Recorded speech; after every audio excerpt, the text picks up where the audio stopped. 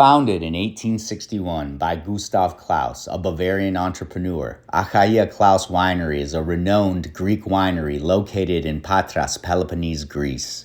Initially, Clauss purchased 60 acres of land to cultivate black currants, but he soon discovered the potential of the region's wine production and built a summer residence, planting vines as a hobby.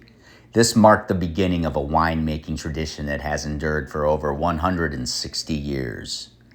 In 1872, Clauss joined forces with Theodor Harburger and Fels and Company to establish the Achaia Wine Company. Emil Werl managed the company from 1873 to 1881, followed by Gustav Clauss himself from 1883 onwards. The winery specialized in producing Mavrodaphne and Domestica wines from 1908.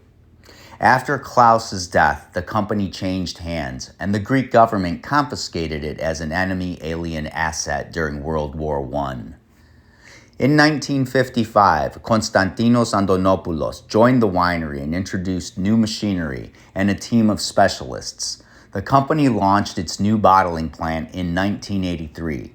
Nikos Karapanos took over as chairman and CEO in 1997, further modernizing the winery. Today, Achaia Clauss Winery remains a popular destination for visitors, offering tours and tastings. The winery boasts extensive storage areas with a total capacity of approximately 7,500 tons. It is particularly famous for its fortified red wine, Mavrodaphne, which has been aged in oak barrels since 1873. The winery continues to produce high-quality wines, blending tradition with innovation, making it an international reference point and a must-visit destination for wine enthusiasts. As an Orthodox Church altar boy, I remember back in the 1980s that we would use Mavrodaphne for the Holy Communion and the Eucharist. I remember particularly we would have to boil it for the priest and then give it to the priest for the Eucharist.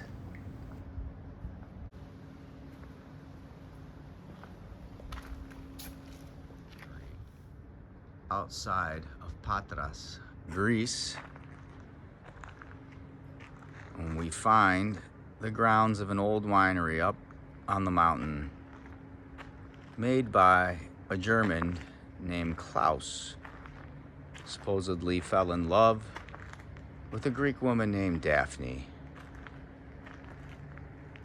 She passed away due to a sickness, and the heartbroken Clauss created a drink from the vines here called Mavrodaphne, now used in communion in many Orthodox churches.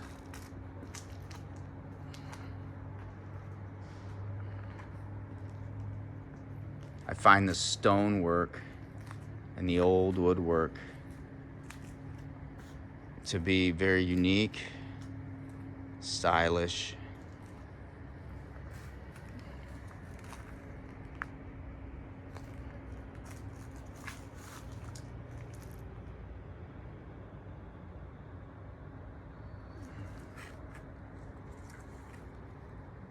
and it has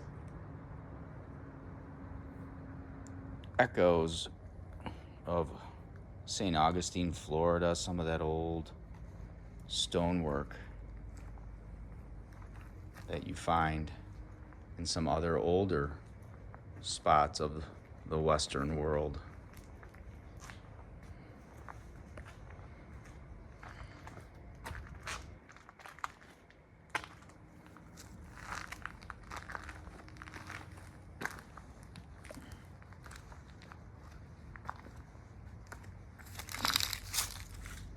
You can see where the stones have been worn away from the footsteps.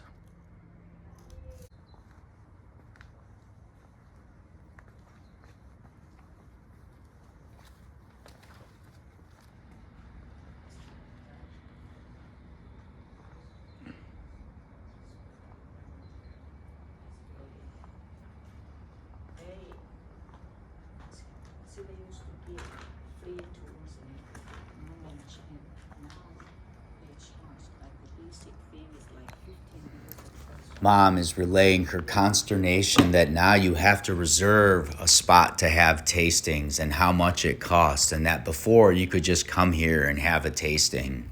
I explained to her, it's a business and you're not going to get many free lunches here from now on.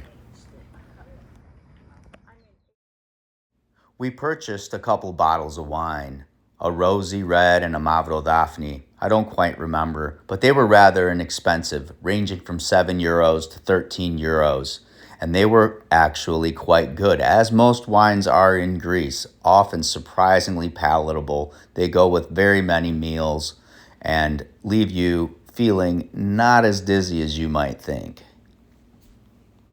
I had never really heard about the origins of Mavrodaphne or black currant wine. I was aware of it from being an altar boy, like I said before, in the Orthodox Greek Church, and I was aware of its sweet yet sort of dry taste, and had no idea that it had this type of regional uniqueness. Patras, Greece, and the hills surrounding it is a unique region. And from here, there are almonds with a fruity flavor, the black currant vines that many adorn in their yards and in the fields, not to mention all the beautiful olive groves where we press the family olive oil.